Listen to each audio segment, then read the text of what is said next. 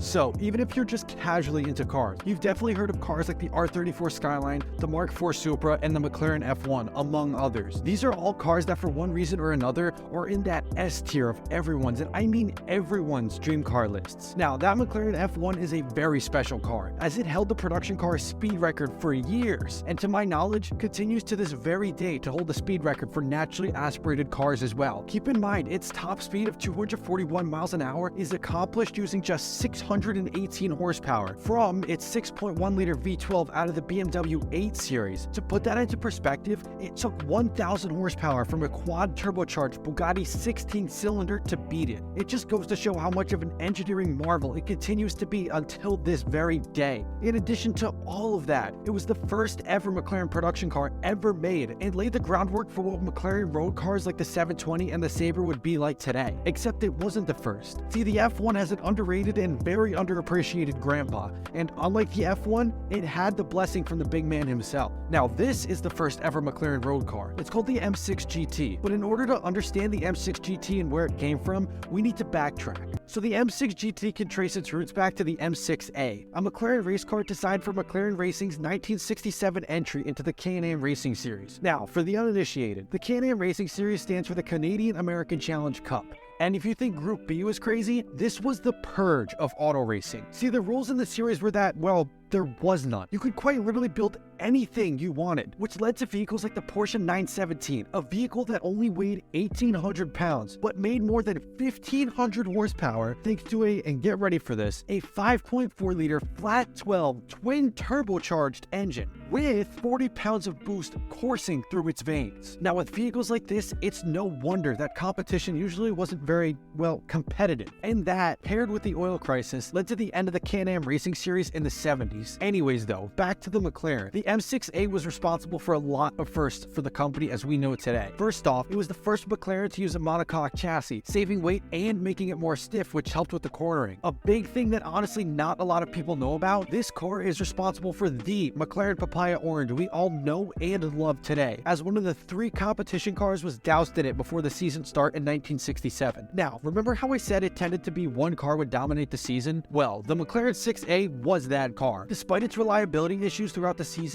it ended up absolutely dominating the 1967 season, leading to a 1-2 in the Drivers' Championship for the McLaren team, with the Bruce McLaren finishing first, and his teammate, this little-known racing driver, I don't know if you ever heard of him, Denny Helm, finishing only 3 points behind him in second. Now, this McLaren was so damn good at what it did, other teams in other racing series began begging Bruce and the team at McLaren for customer cars, and Bruce, obviously seeing the opportunity for cash, obliged. Now, this car was so dominant, teams like Roger Penske Racing were buying these. Yes, that Penske. People were going crazy for these things. Bruce saw potential to open up sales not only for customer cars, but also potentially road cars. I mean, it wouldn't be that crazy. Ferrari had done it, so why couldn't he? And so, he and his team started getting to work. They welded a coupe-style body on the M6 monocoque, and then shaped and sculpted it to be as fast as humanly possible. They then proceeded to shove the Chevy 350 small block behind your head so you don't have to worry about British reliability. I mean, sidetrack, come on. The IRA still has to be tampering with British car engines, right? I mean, they do have a history with it, and you can't make cars as crap as this for decades and have nothing change, right? Anyways, after doing all that, you get what is one of the most lightweight and fast road-going prototypes of its era, and it was slated to go even faster, as Bruce wanted the 427 V8 out of the Cobra and designed the car to be able to be retrofitted with it. For now though, it was going to get that 350. Now this 350 was mid-mounted and mated to a ZF 5-speed manual, the same ZF that makes transmissions for the Hellcat and a million other performance cars. So these guys know a thing or two about making a really good transmission. This 350 was good for 370 horsepower and 370 pound-feet of torque, and this car had a blistering 0 to 60 time of just 4.2 seconds with a top speed of around 180 miles an hour. In the late 60s for a road car, that's beyond warp speed. It achieved that thanks to the fiberglass body and monocoque chassis, helping reduce weight down to an almost feather-light 1,764 pounds. Now, the M6 GT was originally slated to compete in the World Sports Car Championship championship alongside Porsche and Ferrari, but quickly realizing they wouldn't be able to meet the homologation requirements of having to build 50 road-going cars set by the FIA, McLaren quickly scrapped the race car variant. However, 2 of these race cars would end up being the first road-going test dummies, and one of them would end up being Bruce McLaren's personal daily driver. Now, obviously Bruce didn't have one of these just because he wanted to cosplay as a recently divorced stockbroker going through his midlife crisis. See, he knew he could get valuable road testing data if he just drove his future road-going street car to and from work every day. And so that's exactly what he did. For the next 2 years, McLaren, along with the help from Trojan Lambretta, a small British car maker, they popped out 4 road-going prototypes of the M6 GT, and were even gearing up to introduce them on a mass scale. Their end goal is going to be similar to the Shelby 427 Cobra. Make a couple in-house, sell them,